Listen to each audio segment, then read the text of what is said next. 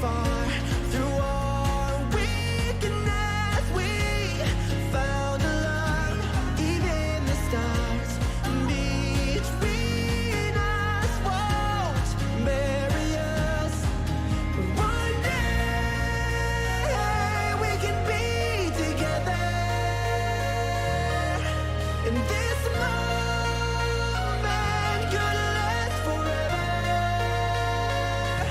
I say that you and I have found a piece of heaven. So I pray we can be together. One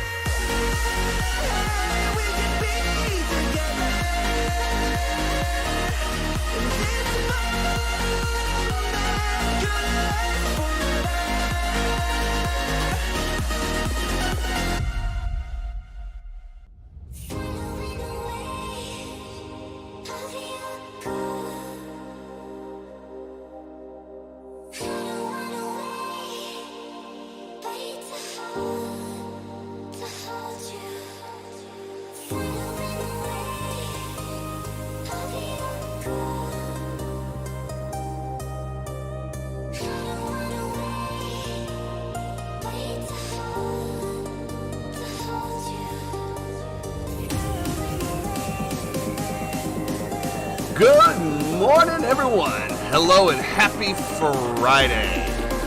Today's a little bit of a slower pace to get things going. Today is St. Patrick's Day, right? Today's St. Patrick's Day.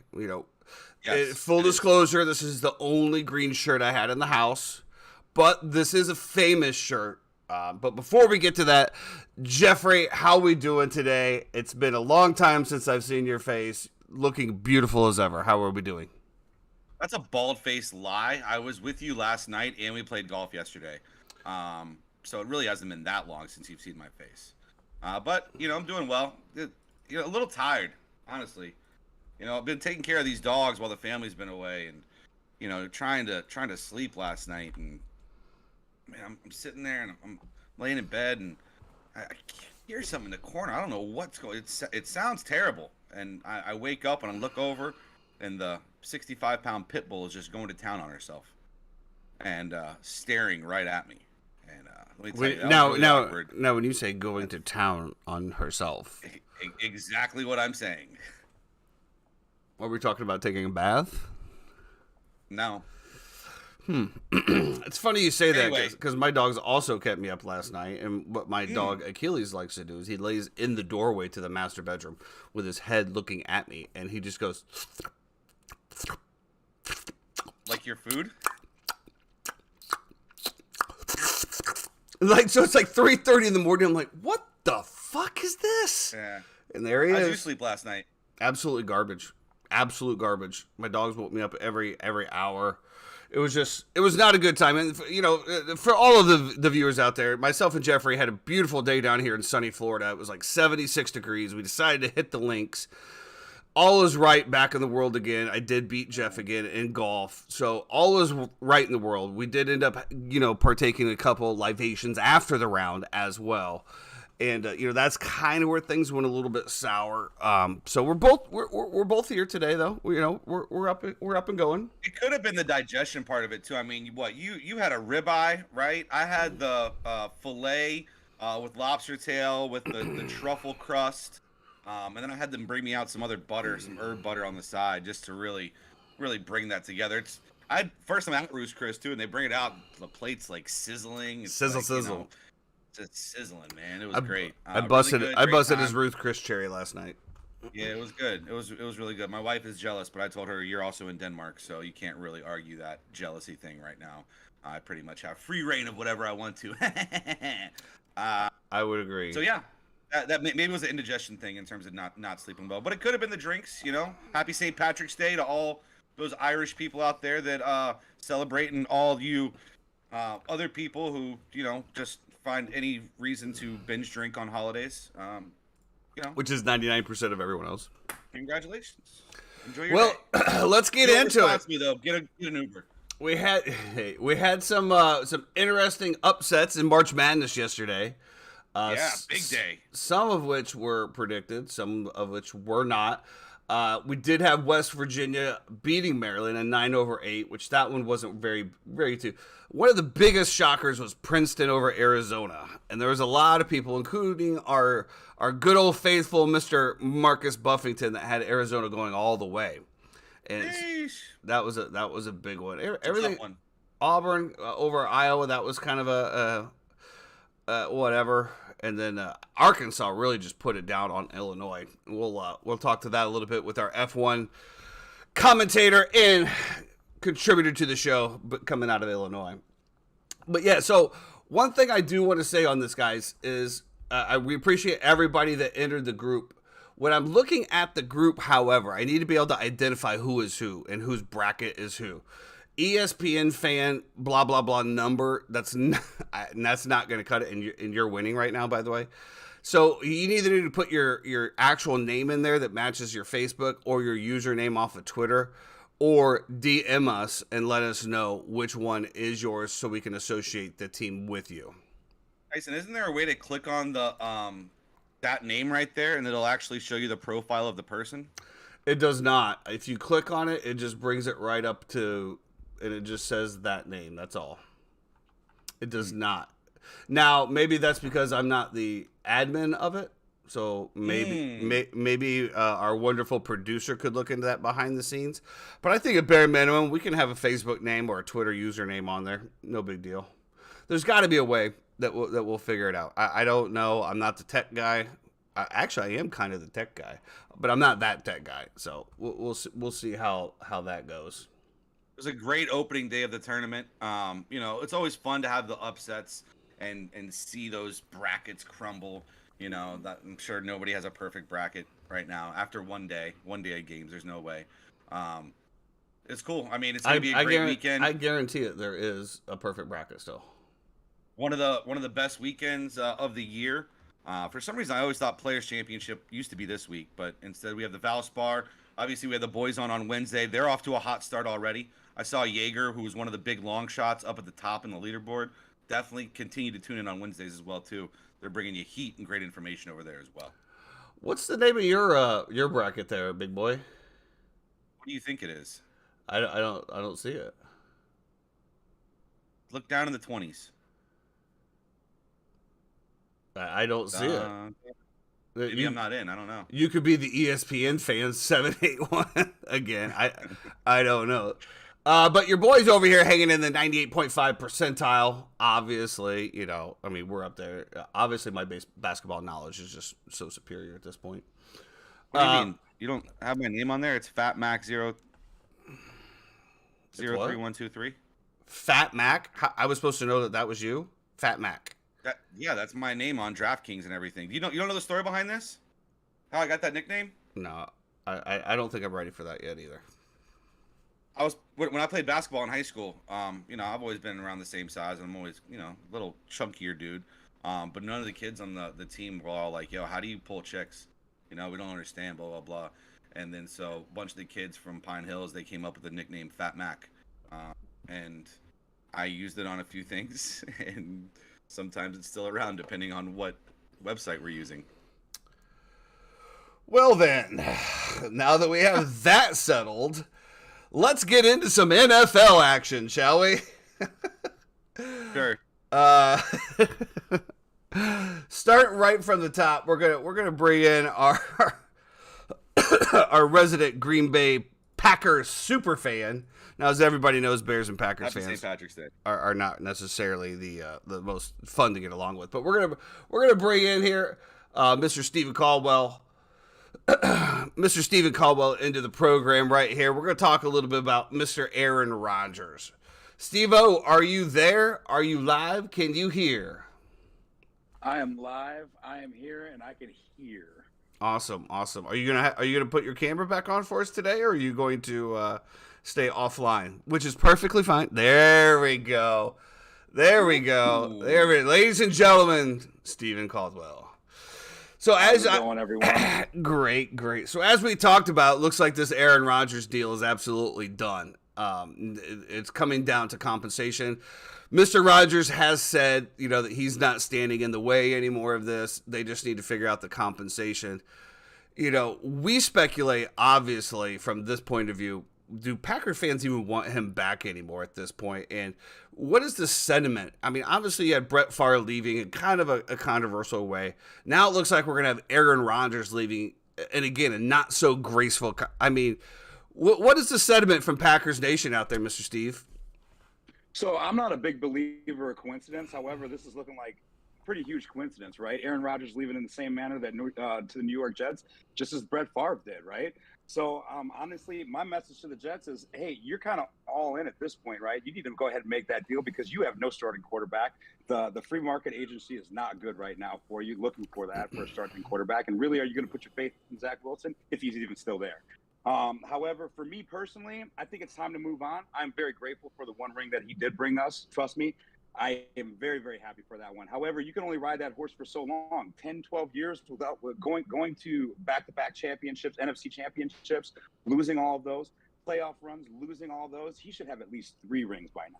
That's the way I feel about it. I'm to that point where it's time to move on, it's time to rebuild, and it's time to look to the future for the Packers.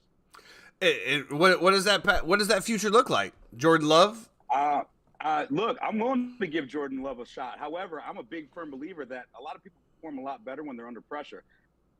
Trade up, get a QB, get a number 1 draft pick in your round 1, and put that pressure on Jordan Love to perform. Don't get me wrong; it's going to take him time to adjust. He's shown that in the regular seasons when he's actually played. However, I do think he is a smart quarterback. I think he can make smart decisions. It's about getting him familiar with the game and the game he wants to play as well. It's funny you say that, and Jeff, I'm going to kick it over to you because I think you probably picked up on that where, Steve said bring in that veteran quarterback to put him under pressure and to give him the push that he needs. And, when we were talking about Kyle Trask in Tampa Bay, we kind of said, well, you kind of said the exact opposite about what that does for a quarterback psyche. So what do you think about that? Well, I think it's 2 completely different situations, right? When you're talking about Jordan Love, you're talking about a guy who is drafted to be Aaron Rodgers' replacement and who has been kind of under his wing the entire time. Now he's stepping into a situation where he is becoming the man. And if you bring somebody in, he's already been established in that organization. He's played games. He's been under LaFleur for a while. I don't feel it as much of a threat if you bring somebody in, right? Because it feels like it's just more of somebody to push him and have Jordan Love excel to that next that next leap that I think he will do next year. I said to Tyson a few days ago, Steve, I think Jordan Love has a chance to be a top 10 fantasy quarterback this year going forward. And I'm excited. I've been very critical of Matt LaFleur in the past, just in the way of the discipline that your team showed in a lot of situations where I can only equate that directly to coaching and not being sloppy. I will say I do think this is a time for LaFleur to shine because it feels like it's the first time that he is going to be able to run his team his way without having to constantly give in to Aaron Rodgers and what his demands are and what he wants to do and how he wants to run the offense. How excited are you for that and that aspect of, you're going to have Christian Watson and Romeo Dubes and, Jordan Love out there, throwing passes to go along with Aaron Jones. It's got to be an exciting time to be a Packer fan as well, too. It almost feels like a weight being lifted off of you. Not necessarily a weight being lifted off of you. Well, actually, you know what? In the same sense, yes, a weight is being lifted on, but another weight is being added on, right? Because you're essentially going into a rebuilding period, right? So you're unsure of what these next 2 or 3 seasons are going to be like. For me as a Packer fan, that's stressful, man. I love my boys, right? I want to see them succeed. However, at the same time, I'm definitely excited for that future. But not to digress or anything, but I just want to go back and let's take a look because a lot of people seem surprised that Aaron Rodgers is going out in the fashion that he did. I am not surprised, right? Because the way that he came into the league, Brett Favre didn't show him anything. The reason why he was successful the first 3 or 4 years in his career, especially as a Packer getting that ring, is because of the fact that he came in, he knew what he needed to do, and he focused on himself for that time being, right? And then when he had the chance to take the helm, he took full advantage of it. He grabbed that horse, and he grabbed the bull, and he took it by the horns. Period. So this is the same kind of deal. If Jordan Love can do the same thing, and if he's sat and he watched Aaron Rodgers, I think he has a chance to be very, very successful. Now, as a Bears fan, I'm sorry, Tyson is obviously going to be biased about this because Aaron Rodgers has made the Bears his bitch over and over again every single year. That's a little no matter aggressive. what. How do you feel? That's a little aggressive. Whatever. We're a little lit up today. Happy St. Patrick's Day. Hold on, Steven. Don't even say it. Do not even say it. Don't even say He ain't it. wrong, but he ain't right. Just My question is, how do you view, if this is the end, how do you view Aaron Rodgers as a fan? How do you view his time and his legacy for Green Bay? I mean, a roller coaster, plenty of highs and plenty of lows. That's as simple as I can put it. Okay. You know, I mean, do you think it was a success? Like, if you could, obviously, if you could redo it all over again, Well, of only get course. one Super Bowl out of it. But I mean, what you would continuously do that? I mean, many MVPs. He's got one ring. I feel he Right. should have three. I But agree. yeah, he's had a successful career so far. I mean, the man came in to get paid. He got paid. He got paid. Period. Right. So it's just one of those things where I don't know what he's going to do with the Jets. There's a lot of talent on that team. There's a lot of young talent on that team as well. It's all about Aaron Rodgers and his mindset, how he goes into the Jets and how he handles that situation. Period. But the Jets they're all in at this point, right? They're all in. Yeah. There's no going back out of this. Do you think that the Packers will try to use that as much as they can to their benefit in terms of the package that they will receive back? Obviously, you're talking about the Jets having to bring on that much salary, right? You're talking about $60 million a year, you know, the highest paid quarterback in the league. ever Yep. for a year. Yep. You know, how much do you expect that the Packers will take on, or do you think the Jets will take on the entire thing? I mean, let's be real, man. It's a business, right? So I'm going to get my value out of what I have, right? So, yes, I definitely think they should either go for that safety Jordan.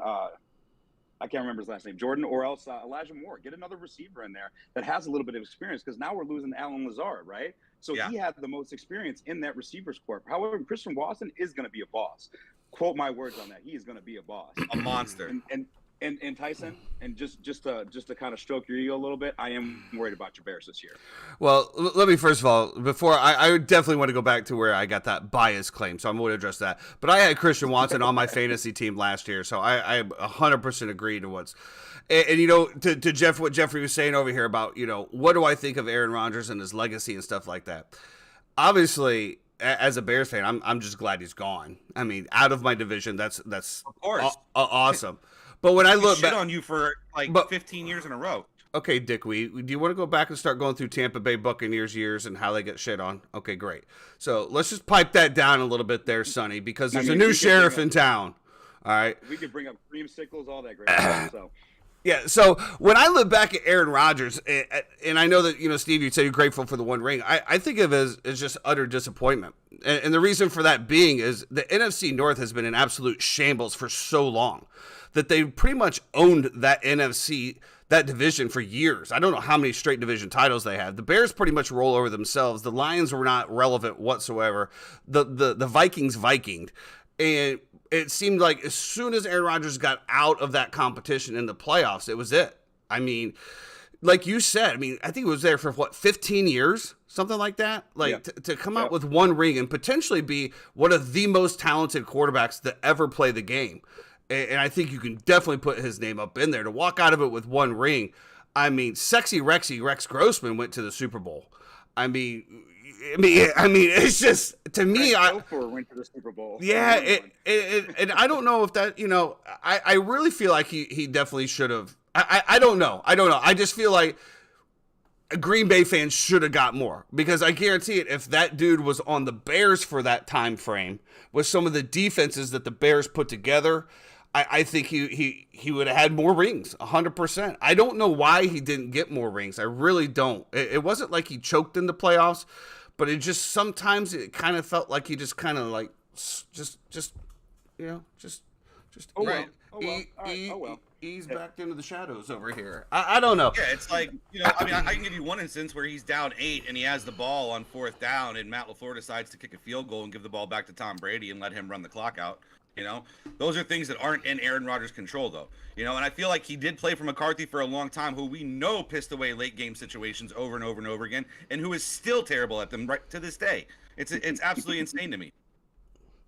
I'm just glad he's gone. I hope the deal gets done. And to Jeffrey's point, I mean, the guy did own the Bears, and it was so frustrating to watch him, yell in the stands, "I fucking own you," because he 4-5 in his career against the Bears. Because he did. But most Packers teams did. If you look at Brett Favre owned the Bears too. I mean, the Bears have just been a poverty franchise for so long that has held on to defenses and just never did anything. I'm glad that he's gone. I think that going to the Jets is going to be an eye-opening experience for him as well. Now he's going to be in big city lights, big city reporters. Now, as far as the deal that comes back, I think Jeremy just posted in here that let's see, who was it? Jason Kelsey. Jason Kelsey's report that Rodgers has the Jets in basically a full stage hostage situation, and he does because the Packers hold all the cards. I mean, the Jets want him, like Steve was alluding to. They don't.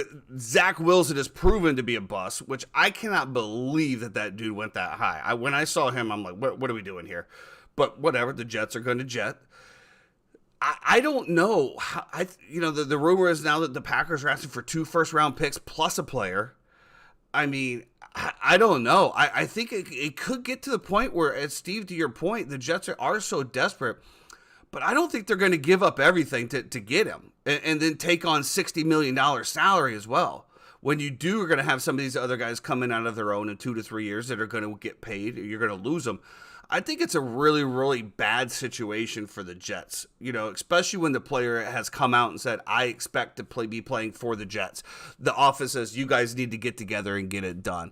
But to your point, Steve, and I think for most Packers fans, it is time to move on. It's weird to say that, right?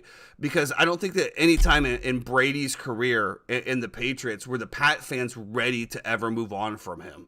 Even in Tampa Bay down here where he just basically shit a brick last year, everyone was still clamoring to have him come back.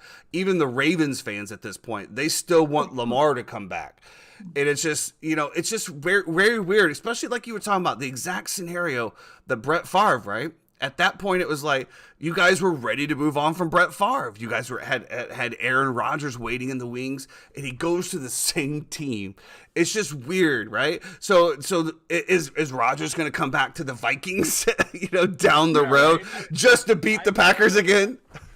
I did mull over that situation. I was like, if he ends up back in this division, I am going to be royally pissed off. Imagine Rodgers taking over Kirk Cousins right now. Like, could you imagine that? Oh my God, No. Rodgers and Justin Jefferson. I don't think he takes over. I don't think he takes over in the Vikings. I actually think he would go to Detroit, if anything, once they're done with Jared Goff. I don't know, man. It's a pretty interesting scenario. I think he'd be great on the Bears. He's already been successful in that stadium over and over again. I have no problem booting you out of this room, dude. I will boot you out of this room. I could see the Bears giving up the house for him. Absolutely fucking not. I think should get a couple more wins back in the like Chicago needs another reason to burn the city down. I'm pretty sure that would burn the city down.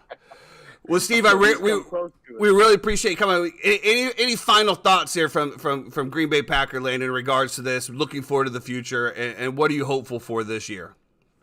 I'm just hopeful that our rebuilding doesn't take 5 years like it does for the Giants and it does for 30 years for the Bears, if I should say. But we're in constant rebuild, dude. We've been rebuilding since '85.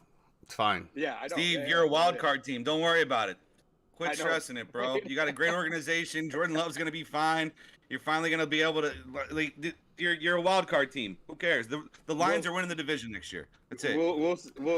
I'm about to move him out. I'm about to move him out of the room, and we can have a. Hey, you need to keep me on, man. I got about 30 more minutes before. Not you. That dickweed right there. That guy right there. He's about to get kicked. He's about. To me, he's right here. Yeah, well, he's about to get muted. But yeah, go ahead and finish up. So, what is your expectations this year for the NFC North? Where do you see the Packers finishing? Honestly, I'll be content with a playoff berth. I'll be very content with that, especially as a wild card stage. I don't have any expectations of actually taking the whole division because you have the Viking factor, you have the Bears factor, and then Detroit. Where'd they come from last year, right? They 0-7, and then they came back and won their next 6 out of 8, something like that. So I honestly, if the Packers can do well, I feel that the NFC North could be the best division in the NFL next year. I really feel I to agree. that sentiment. I think that it could do like an NFC East type turnaround when it went from NFC East at least to now one of the best divisions. I really agree with that. Looking forward to the Packers-Bears rivalry as always. It's always friendship first, sports second, but I hope we beat your ass finally these next coming years. Hopefully Justin Fields shows that, there is a new owner. Last few words, the Bears still suck. Yeah, well. Peace. Hey, Steve, get home safe, brother. I know you're in Austin on a little layover right now. Enjoy your day out there, and safe travels back home. We'll chop it up when you get back. Definitely. Take care, guys. I appreciate it. Appreciate you, bro.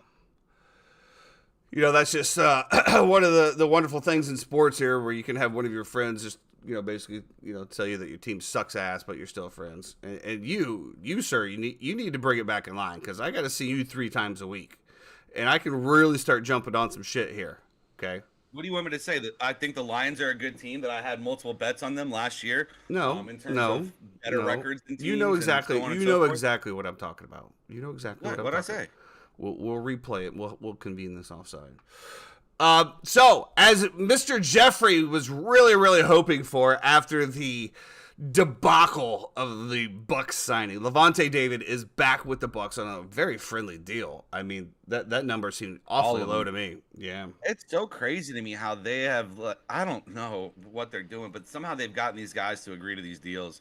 It's funny you're talking about Zach Wilson too. I was like, I feel like Zach Wilson would have been like an okay guy to bring in as a backup to Kyle Trask, right? Like if he got cut by the Jets, you bring Zach Wilson in, to see if he can develop a little bit. Maybe he's not a threat to Kyle Trask.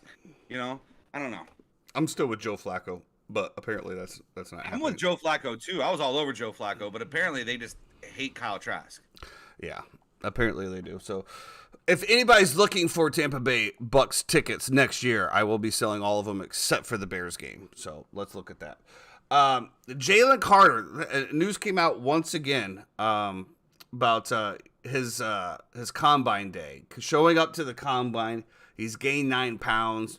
Didn't really agree to do any agility tests. No 40. Which to me, the 40-yard dash, whatever, it is what it is. It does show some explosive, but this guy is just on a tumble down the draft this year.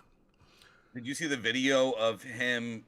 I don't know what the drill's called because I didn't play football, but they're not cones, but they're like the big long where they like swipe through on them. You know what I'm talking about? Yeah, it's a pop line moves. I watched him. Yeah, I watched him in that drill. He does not look good. I don't know if he's 9 pounds overweight. He was gassed after the workout. I don't know what's going on in his life. Listen, looks like he's going to start to fall. I don't think the Bears should take a chance on him at 9. I just think it's too risky. I do think a team like the Bucks would be okay at 19.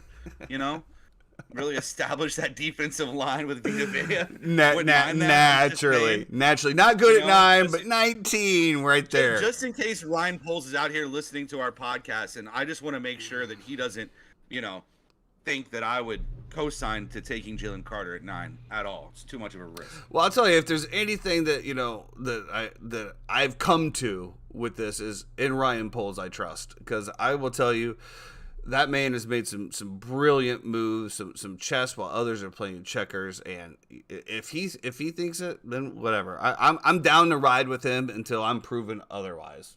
So if he's there at 9 and he wants to take it, I mean that's just what it is. So he said Favre was traded to the Jets for a conditional 4th round pick. I think Favre was towards the end of his career though. As far as that one goes. Yeah, so like I said, the Bears also did a few more signings. We signed the Carolina's backup as our backup quarterback. There was a couple other moves as well. It looks what like that tells me though? So you said you guys signed the Panthers backup quarterback, and we also signed Deontay Freeman as well. And Deontay Foreman. You know what it tells me though is that the direction that they're going to go in for this offense is going to be heavy run by the quarterback and by Justin Fields. Get him out of the pocket, because basically you're basically taking a guy who is known to be a very mobile quarterback, and everybody can just fit into the same system. You know, it's what I said the Ravens should have done with Lamar years ago. I didn't have a problem with them not paying him, but you know, now that you're going to get rid of that system, it almost doesn't make sense for him to go back to it. Anyway, I think this is a great move. I think Ryan Poles continues to knock it out of the park. Great signings. The Tonyan one is weird to me, though. I don't understand that. Yeah, I didn't really understand the Robert Tonyan one. But You you know, already have Cole Kmet. You know, I don't know. I tend to disagree a little bit though. I don't think you're going to see Justin Fields run as much this year because one, it's not healthy. I mean, it's not healthy to have your quarterback getting absolutely creamed all of the time. It's not sustainable. It seems like they're going to commit to that. I don't think so. We'll see. You know, we'll see what happens going on. Yeah. Well, speaking of shit, Illinois teams, the Fighting Illini also played last night, and we're going to bring in our F1 analysis and friend over here from Illinois. Clay, are you there today? Oh, wait. Nope, you muted it. Got to hit the unmute. There it is. Oh, man. Sorry. Old guy using technology. Well, it sounds like you're in a tunnel far away, so that's good. I basically am. All right. This is as good as I can get today. Sorry, guys. That's all right. Did you happen to see the Illini game last night? Yeah, I just didn't forget about that. That was actually, if you watch Illinois teams all year this year, that is exactly what you should have expected. It's funny. Amount of turnovers. It's funny you say that because me and Jeff were out playing golf, and I said about Illinois losing, and I said, well, that's kind of an upset. And Jeff literally looked at me and goes, well, I guess you didn't watch Illinois basketball too much this year. Yeah, exactly. I mean, they did exactly what you think they would do. They live and die by the three. When one of your best three-point shooters is something crazy like 2 for 28 in the last 3 games, what are you doing? So I guess I get to have a lower stress this week, tournament run this weekend. So well, I mean that is a plus that you get a little bit less stress going into the weekend, and you can turn all your focus now to F1 and see what we got going on there. There you go. Love doing that. There's nothing wrong with getting up and watching racing. With that being said, so we had Bahrain last week. We obviously saw the Red Bull domination, Max and Checo going 1-2. And then, obviously the Aston Martin coming up with Alonso and, as Checo said, the third Red Bull car. What was your biggest takeaway out of week 1? Actually, I mean, I think everybody expected Red Bull to be Red Bull and keep doing their thing. And, it's really, they're the team to beat. Everybody else is on their back foot compared to them. Ferrari continuing to find ways to lose. I don't think they have the total package where they can chase Red Bull every round, but just finding ways to lose. Now, I don't know if you saw it or not. Leclerc had to take new controls during the off week. So they're heading into round 2. The guy's getting a 10-point or a 10-place grid penalty because they've already used up their allotment for control. So they're getting a 10-point penalty going into this week already? A 10 starting spots on the grid. So wow. If he's just went crazy, shot the wad, got first, he's starting 10th at best. Wow. And it's race 2. I mean, they've like I said, it's just exactly how their season went last year, finding ways to not be challenging for the lead. Exactly. It seemed like they always just found a way to lose the races. They changed their team principles. And it's we're here we are talking about the same thing again. Yeah, exactly. The other highlight I had, and it's kind of if you watch any F1 racing, you got to learn to look away from the leaders because probably the worst thing you can say about F1 is the front runners tend to run away from it. Logan Sargent's running with Haas, our one and only American team. He actually did the best out of the rookie. He did. But I would say he was the least hype rookie going into the season, and to see him finish strong was nice to see if he can keep that up. maybe even see if he can get some points. It was definitely great to see a shakeup, right, with this season or with this race. It wasn't, Red Bull 1-2 or Red Bull 1-3, Ferrari 2-4, and then Mercedes, 4-5 or anything like that. We really saw some good mix-ups there. And I think that goes to show some of these newer regulations that are coming in as far as, money caps and trying to really even out the teams. I mean, hell, we saw Williams in the very first race get a point coming in 10th with, like what you said. It's nice to see a little bit more of an even playing field, if you will, even though Red Bull is still just light years ahead of it. It's just light years ahead of it. And I don't know if you saw the comments that are coming out of the Mercedes camps. I mean, Lewis Hamilton. No, I think it was George Hamilton. Not George Hamilton. George Russell. George Russell. George Russell saying that he expects Mercedes to win every single race this. I'm sorry, he expects Red Bull to win every single race this year. And probably one of the more interesting comments is that came out of Toto as well. Toto, the team principal for Mercedes, says he doesn't think anybody's going to touch Red Bull this year. Now, if I'm a driver, right? And my team principal is coming out and telling me they have no idea how to catch Red Bull. How does that give you confidence to jump in the car each and every week? Yeah, I think some of that might be a little bit of the what we say to the media and in front of everybody. Like they don't need to give Red Bull any more of the old bulletin board material. Mercedes ran away with it. So they don't need to give Red Bull a reason to keep the hammer down on them. Did I lose it? What happened? Yeah, you're cutting in and out a little bit. What? You there? Yeah, you got me? Yeah, we got you. All right, sorry. I don't know how far you made. Basically, I think that's what they say in front of the media. I think when they're behind closed doors, they're doing everything they can. You don't make it to that level and be okay with admitting the other guy's that much better. Right. Well, we also saw, with that being said, in Mercedes, we also saw what Lewis Hamilton came out and said, that basically that in last year that he was telling them that the Mercedes car was not up to the speed and there was many things that they needed to change. And the reports are coming out that he said that they completely ignored everything that he said in regards to changing that car. And, of course, now we have Ferrari, who is jumping on board and already oozing at the fact of trying to snatch Hamilton after the end of this year. Do you think that that's a relationship that can be repaired between Hamilton and Mercedes, or do you think that car has already drove away?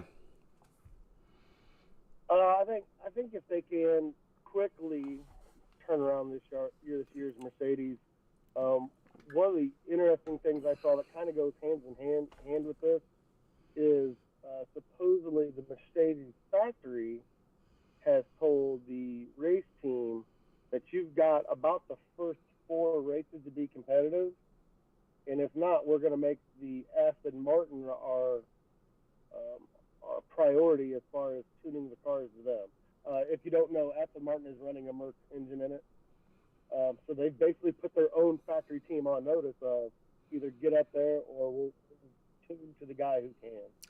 And it's funny that you say that in regards to the Aston Martin, because the Aston Martin really came out of nowhere. They were in no way competing last year, and all of a sudden the first race they jumped to number 3. And then we find out that they've actually poached some of Red Bull's old people, that they took the head of aerodynamics from Red Bull from last year, and now he is a part of Mercedes. I mean, I think that has to have something to do with it. Regardless of what division you're in, if you're ahead of a division of an F1 race team, you have to be privy to the information that's passed around in regards all of it. I would have to think that they made some adjustments based on the input from him, correct? Yeah, I would think so. I mean, it takes a lot of planning for there to be a coincidence. It can't be an accident. They get the aero guy and boom, all of a sudden that team's up there. I know Sergio Perez kind of jumped in on board with it, and there was 3 Red Bulls up on the podium. I believe Christian Horner also had some little comments about it. It kind of harkens back to 2020. Racing Point was accused of doing this with Mercedes, of stealing their, I believe it was brake duct or something like that. But it matters. So I would absolutely expect Aston Martin to be able to stay up there. Yeah, like I said, if that's the case, I'd be trying to poach everybody I could. Well, we're going into Saudi Arabia this week. We did have some preliminary practices and stuff.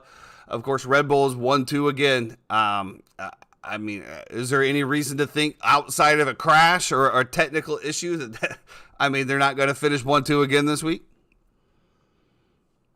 Oh, I don't think so. I think this is their season to lose. I did see some stuff, and it was more on the social medias and stuff about everybody expects Red Bull to let Perez actually challenge Max for the Drivers' Championship, which would be absolutely awesome. But I guess I'll believe it when I see it, when he's allowed to fight him into turns or something like that. Well, I agree. You know, and I thought that was really good on Checo's part. You know, last year he played the teammate to perfection, in my opinion. He did have the one wreck that cost Max Verstappen, and you know, Maxie got his maxi pad all up in a bunch, and you know, took it out towards the end of the year, and not allowing Checo to repass. But I think for the most part, Checo has played the part of the secondary teammate to perfection, blocking people out, slowing people down when needed. And this year he came out and said, "Look, I want to compete. If you can't tune the car the way I need to want the car to be tuned, then I'm not going to be the good teammate anymore. I'm not going to be the guy that just, you know, plays for shake and bake. I actually want to, you know, I want to win a race. I want to be Cal Naughton Jr. I want to win one. You know, there's no reason for Ricky Bobby to win them all. I want to compete." And I think he's absolutely entitled to that based on what he has proven and what he has given to that team so far in this contract. I would love to see him just turn him loose and let him go. But you know, money talks, and 1 and 2 pays the same no matter who's 1 and 2. Max has got the big contract, so we'll see how they play it. Well, I think another point is going to be, you know, especially if they're starting 1 and 2, Max gets out so far that I mean I don't think that the Red Bull can catch the other Red Bull. I don't think that they're even cars. I think that they're close, but I don't think that Perez could straight out outrace him unless he qualifies above him. If Checo happens to qualify number 1, then I think then you might be able to see that. But I also think that I think Max has got the faster car. I think it's set up to his perfection, to the way that he drives so aggressively, you know, basically on the rails every single time.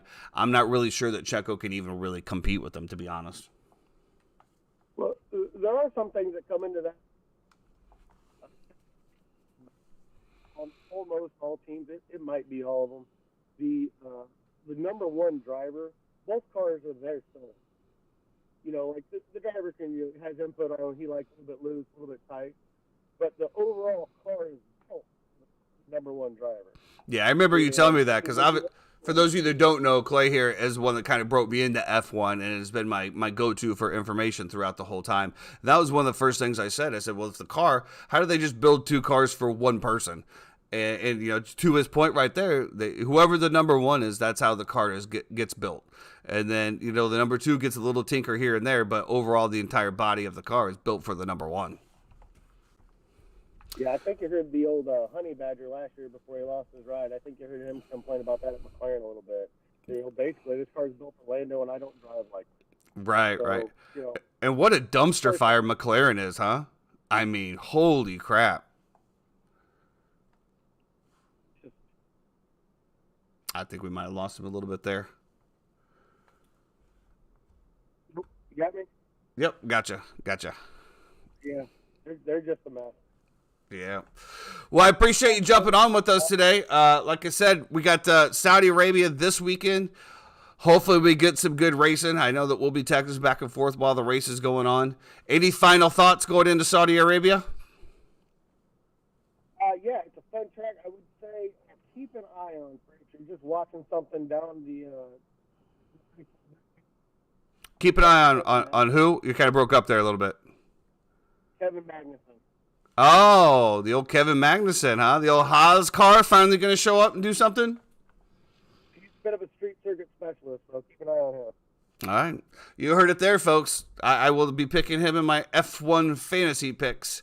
Clay, appreciate the insights. Look forward to talking again. Appreciate you, man. You have a great day out there. Do not work too hard, please. All right. Thanks, guys. Take care. Bye. I bet. Thanks, Clay. We had a few little technical issues there, but some good information. You know, like I said, I mean, this this race is, like I said, a little bit more of a street course, a little bit more open, but definitely. I mean, we already saw the qualifiers. Red Bulls 1 and 2. I to what he was saying, I think it's Red Bull's championship to lose. I hope not, man. There's nothing more. I don't know. In 1 week, like what? It doesn't What are we matter. doing here? It's 1 week, but the car was so dominant. Like there was nobody. He almost won by like a complete second. No, a complete like 10 seconds. I don't know. It was a minute. I'm sorry. I apologize. It was a minute. He almost won by a minute. Things happen though. You're racing out of the gate. You bump tires with somebody. You're out of the race. I mean, it's Definitely. a lot going on. That's why they rate races. Rubbing it is not racing in F1, but it does happen. I thought we had some great information. It did kind of sound like he stopped on the side of the road and got in a phone booth to call us. So we could probably just shore up the audio a little bit, and we'd probably be okay. The other thing that's bugged me this entire time, do you have a fan on or something in your room? Yeah. Have you noticed that your Patrick Kane jersey is just blowing back and forth? So like does God is just whistling over here and like just making the so is the Bulls Kane jersey. and Hey man, Huh? so is the Bulls banner. It's waving too. The Bulls is that a championship Bulls banner? Yeah. I thought you were a Celtics fan. No, my wife is, and like I said, back to the shirt. So this shirt is famous. So we actually went to the Celtics Miami game. Infamous. Yeah, and for the playoffs, and we ended up being right front and center on national TV. So, it became a famous shirt. Yeah, across the aisle, and he didn't acknowledge. I was a little Maybe upset. page views. No love for TRL business time. No, I even tweeted him. I was like, "Hey, bro, what's up? Where's the after party? No love, no love." He doesn't know yet. Once he knows, once the word gets out, I'm sure there'll be a time when old T-Bone and El Presidente get together for a few cocktails, maybe some high noons. It would definitely be some high noon pineapples. So just in from the old producer Jay Swin, Cooper Rush re-signs with the Cowboys for 2 years, $5 million. I love that signing for them. I think Cooper Rush played so well for Dallas. Cooper Rush looked better than Dak in certain situations last year. Most situations. I don't know. I can't completely blow up the fan base that we have here with Cowboys fans. Cowboys fans, we love you. Did you see Edwin Diaz in the World Baseball Classic? It looks like he could be out for the entire year. Celebrating. The year. Celebrating. Yeah, patellar tendon. I mean, listen, and this drives me fucking up a wall, dude. There's somebody on Twitter, all right? He goes by KFC. He's worked at Barstool for a long time, right? I'm not a fan of the guy. That's okay. You don't have to be a fan of everybody in life. It's fine. He always has these asinine takes about the Braves and how they don't pay their players and they're a shitty He's a diehard Mets fan. They're a bad organization, and we bully people into a corner and make these kids sign these contracts, and it's not fair, and blah blah blah. And he's such a crybaby. And then this happens, right? And now he says that nobody should be playing in the World Baseball Classic. It should be all minor leaguers. Nobody cares about it. It's absolutely ridiculous. Like, people care about this, okay? Some people. A lot of people care about it. Not the majority. You're telling me that Japan and Korea don't care about it? I'm You're just telling saying, me that all of South America doesn't care about it? They absolutely do. I'm just saying, not the only majority of MLB fans. That's how I'm going to present this. Not the majority of MLB fans. That's all I'm going to say about that. Well, when you roll Adam Wainwright out there as your starting pitcher and your ace number one, like, God bless Adam Wainwright. Been an amazing pillar of the community. But at a certain point, what are we doing?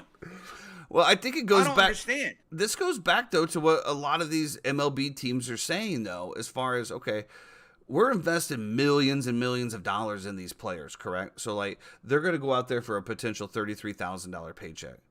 Okay, so just like that. So he goes out there, he gets hurt, he's gone for the entire year.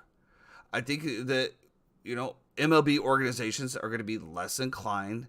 I don't know if it could be some language in contracts moving forward about this. I don't know. It's a very unfortunate situation. Freak injuries, especially in baseball, are pretty rare to where something like this happens. But to have it on celebrating, though, man. You're celebrating. Who cares? Look at Mike Soroka for the Braves, right? Who's missed the past 2 years. Guy blows out his Achilles, comes back. First day he's back with the team, walks into the dugout, slips, tears his Achilles again. Things happen sometimes. It's like Dustin know? Johnson going down the stairs. But and then you're just gonna like, I don't know. It drives me crazy, and the fact that this guy does this all the time, it just I want to. If I ever saw KFC in person, I'd probably slap him.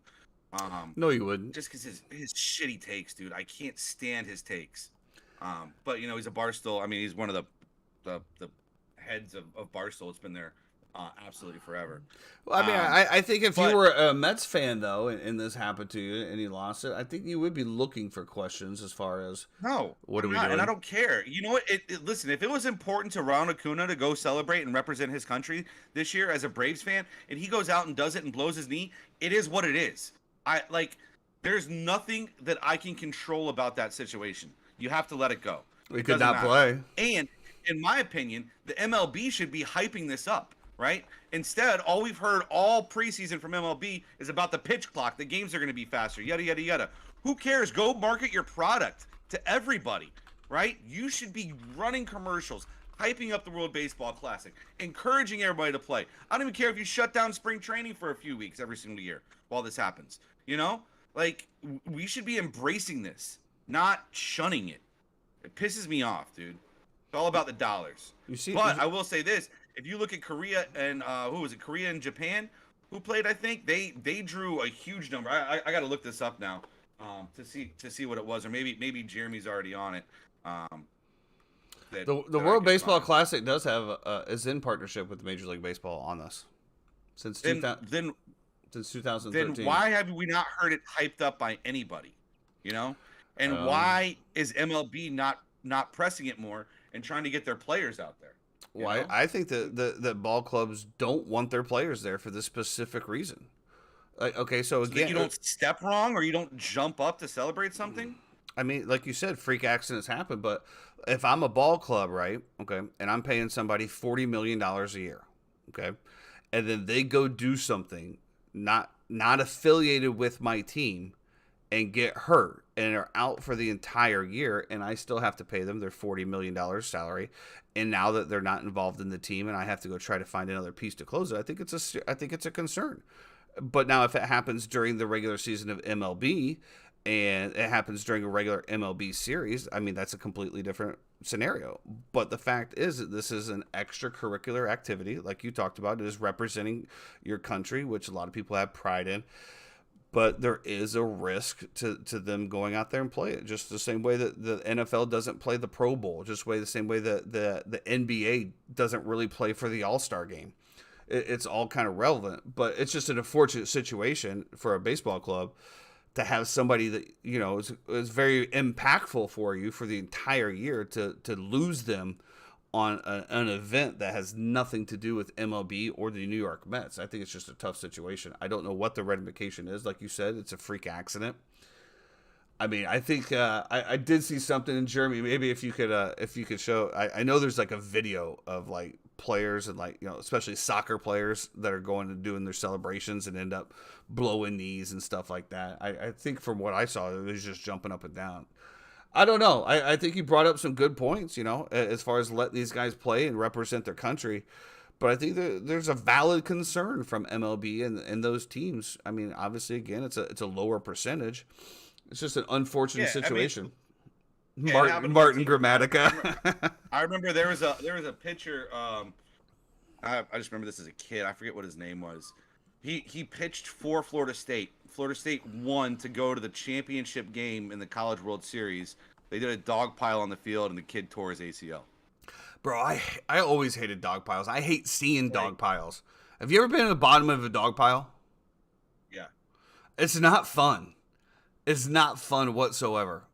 You know, if you I'm trying to find the ratings for this thing. I can't find it. Whatever. Jeremy anyway, said the number that was a lot. Jeremy said Japan has 45% of their country watching. It was like it baffled me because it was like World Cup ratings for this baseball game, which I thought was incredible. Right? It was like millions and millions and millions of people were watching Japan versus Korea. Obviously, most of it over there, but you know, it's neither here nor there anyway. And I think that's yeah. to your point and what I was saying earlier. I think that outside of the United States, I think this is extremely popular. But just kind of like what we see from the NFL and the XFL, like the NFL is the most popular sport in America by far. And you have a comparable product. Now, it's not the NFL, but it's a very comparable product with some pretty cool ideas in the XFL that has 0 ratings, basically, outside of St. Louis. Keep rocking St. Louis, 40K strong. So, yeah. Seattle, too. He was telling me Seattle had a good turnout for their games as well. I don't know. Yeah, Like I mean, XFL, listen, football is football, but we're from the South. We devote everything during football season.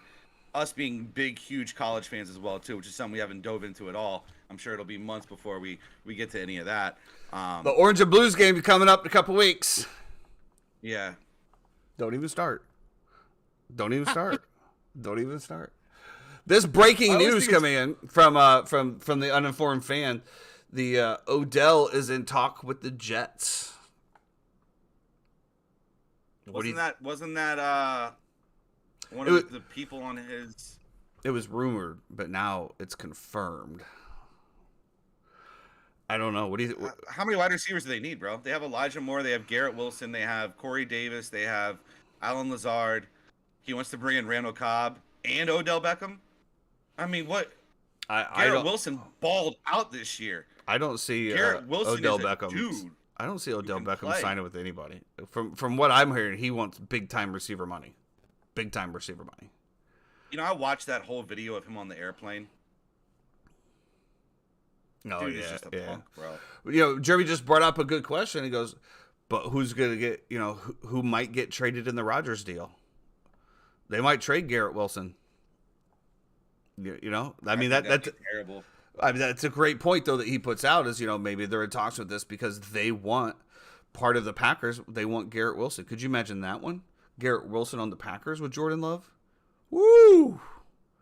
Woo! And Christian Watson. You got Garrett Wilson on one side, Christian Watson on the other. Ooh. Mercedes Lewis request is weird to me, though, by Rodgers. You know, it just goes back to the point what we saw before. You know, Is that what you want? You just want a friend with you? You know, because like Mercedes Lewis doesn't catch passes or play.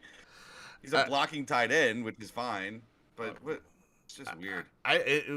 Just in line with that, the Robert Tunyon thing. It just, you know, you drafted him last year in fantasy football, and I followed it. And the dude did nothing. He had like one flash in the pan game here and there or something like that. But I know you ended up dropping it. I thought that was a very weird signing.